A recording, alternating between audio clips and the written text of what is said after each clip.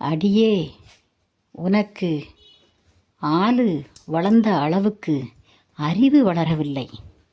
செல்வியப்பாரு, சின்ன குழந்தையாக இருந்தாலும் எவ்வளவு புத்திசாலித்தனமாக பேசுகிறாள். பாவம், இந்த குழந்தையை நினைத்தால்தான் எனக்கு மனசுக்கு ரொம்ப கஷ்டமாக இருக்கிறது என்று மயிலாத்தா பாட்டி சொன்னார்கள்.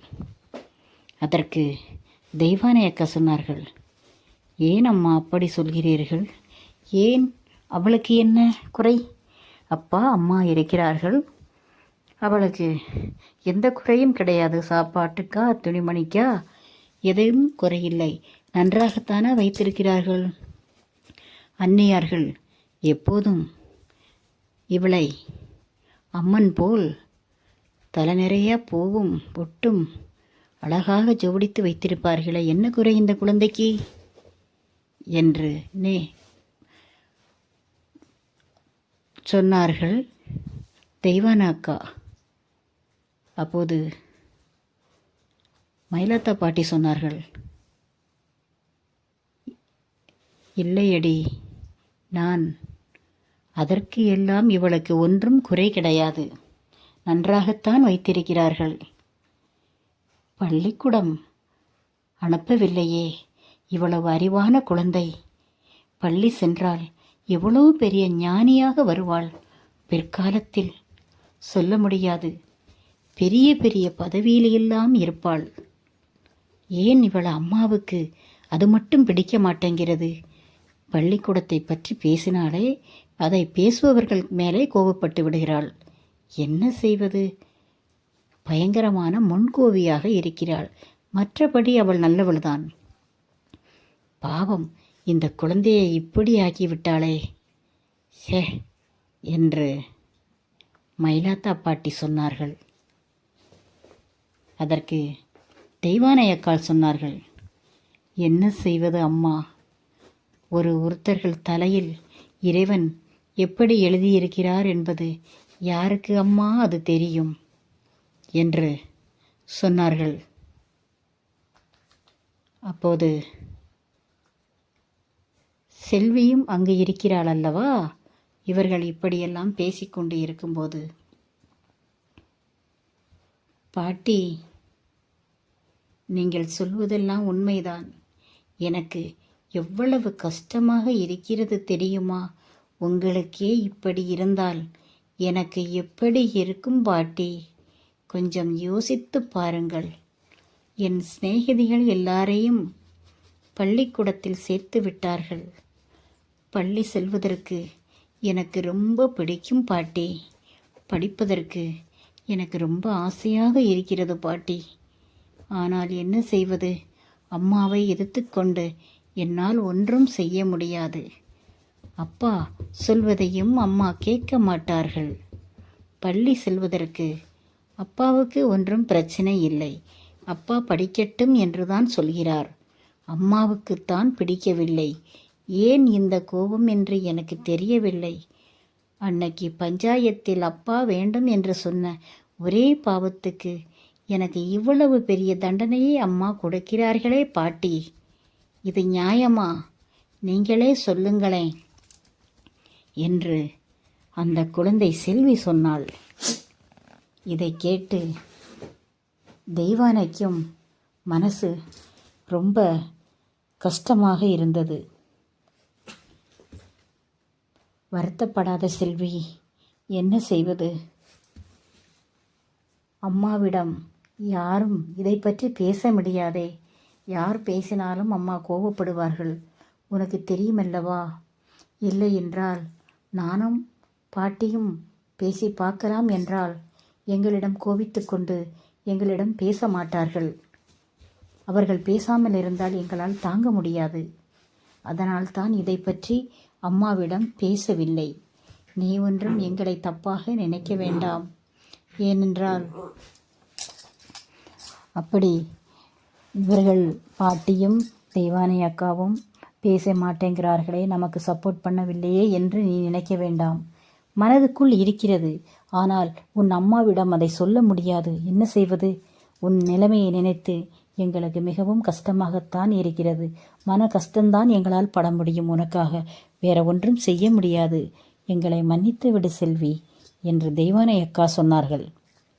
அதற்கு செல்வி சொன்னாள், எதற்கு தெய்வானை அக்கா? தேவையில்லாமல் என்னிடம் நீங்கள் மன்னிப்பு கேட்கிறீர்கள். நீங்கள் என்ன தப்பு செய்தீர்கள்? என்ன பாவம் பண்ணினீர்கள்? நீங்கள் ஒன்றும் செய்யவில்லை. எல்லாம் நான் செய்த பாவம் என்று செல்வி சொன்னாள். அதற்கு மயிலாத்தா பாட்டி கேட்டார்கள், நீ செய்த பாவமா? நீ என்ன பாவம் செய்து விட்டாய் எங்களுக்கு தெரியாமல் என்று கேட்டார்கள். அதற்கு செல்வி சொன்னாள், இந்த ஜென்மத்தில் நான் ஒன்றும் செய்யவில்லை பாட்டி. நான் பிறந்தே 6 வருடம்தானே ஆகிறது. இதில் நான் என்ன பாவத்தை செய்திருக்க போறேன்? நான் போன ஜென்மத்தில் செய்ததை சொன்னேன் பாட்டி. செய்திருப்பேன் போல் இருக்கிறது. இல்லை என்றால் எனக்கு என் அம்மாவே வெள்ளியாக வருவார்களா? பெற்ற தாயே பெற்ற குழந்தைக்கு கல்வியை கற்றுத்தர மாட்டேன் என்று தடுப்பு சுவராக நிற்பார்களா? இல்லை இல்லை பாட்டி. அதற்கு பேர் என்ன பாட்டி? நான் செய்த பாவம்தானே அவர் ரூபத்தில் வந்து என்னை படிக்க விடாமல் இப்படி முடக்கி போட்டிருக்கிறது என்று சொல்லி அந்த சிறு குழந்தை வருத்தப்பட்டது. அதற்கு அந்த முதிர்ந்த பாட்டி மயிலாத்தா பாட்டியும் சொன்னார்கள், ஆமாம் செல்வி, அது நமக்கு தெரியாதில்லவா? போன ஜென்மத்தில் நம் யாராக இருந்தோம்? எப்படி பிறந்திருந்தோம்? மனிதராக இருந்தோமா? இல்லை மிருகமாக இருந்தோமா? நாயாகவா? பூனையாகவா? ஆடு மாடாக இருந்தோமா? எந்த உருவத்தில் நாம் பிறந்திருந்தோம் என்று நமக்கு தெரியாதில்லவா? பிறகு பாவம் செய்திருப்போம் என்று எப்படி அதை உறுதியாக சொல்ல முடியும் என்று அந்த பாட்டி சொன்னார்கள். என்ன செய்வது பாட்டி? யார் என்ன குற்றம் செய்தாலும், யார் என்ன பாவம் செய்தாலும் அதை சுமப்பதற்கு ஒரு ஆள் இருக்கிறதல்லவா என்று செல்வி சொன்னாள். அதற்கு தெய்வானை அக்கா சொன்னார்கள், ஆள் இருக்கிறதா? யார் அது என்று கேட்டார்கள். அதற்கு செல்வி சொன்னாள், இது கூடவா உங்களுக்கு தெரியாது அக்கா என்று கேட்டாள். தெரியாமல் தான் கேட்கிறேன் செல்வி, சொல் என்றார். எனக்கு வயது 6 ஆகிறது.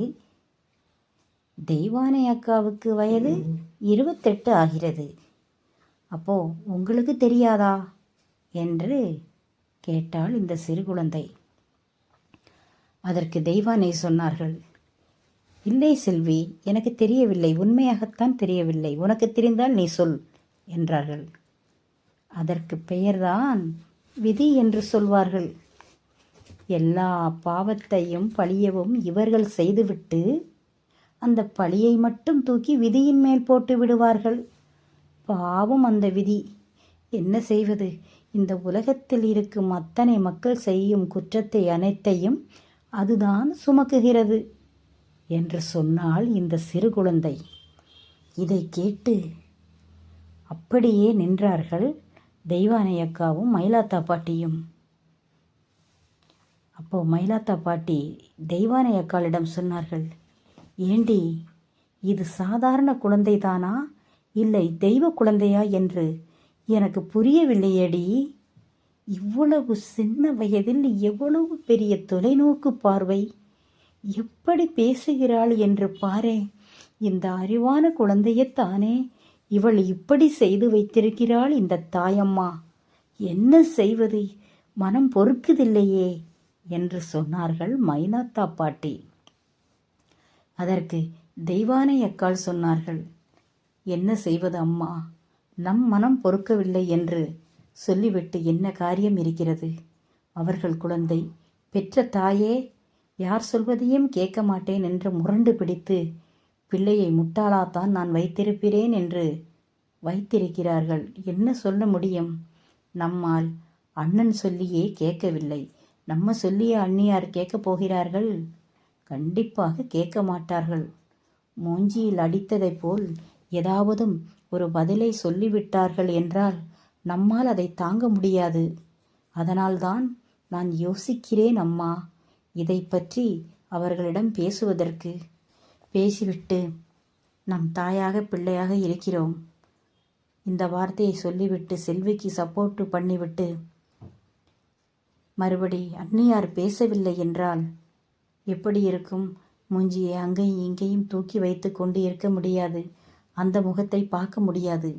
அதனால்தான் நான் எந்த வார்த்தை பேசினாலும் அன்னியாரிடம் ஒன்றுக்கு 10 முறை யோசித்துத்தான் பேசுவேன். அதனால்தான் அவர்களுக்கு இந்த 10 வீட்டில் இருக்கும் ஆளை விடையும் என்னை அவர்களுக்கு மிகவும் பிடிப்பதற்கு காரணம் இதுதான். அவர்களிடம் பேசும்போது எதை பேச வேண்டும், எதை பேசக்கூடாது என்று தெளிவாக யோசித்து முடிவெடுத்துத்தான் ஒவ்வொரு வார்த்தையும் அன்னியாரிடம் நான் பேசுவேன். அது அம்மாவுக்கு தெரியும் என்று தெய்வானை அக்கா சொன்னார்கள். அதை மயிலாத்தா பாட்டியும் செல்வியும் கேட்டுக்கொண்டிருந்தார்கள். அதற்கு செல்வி ஒரு பதிலை சொன்னாள். ஆமாம் பாட்டி, எல்லாரை விடையும் லைக் பண்ணி சப்ஸ்கிரைப் பண்ணுங்கள்.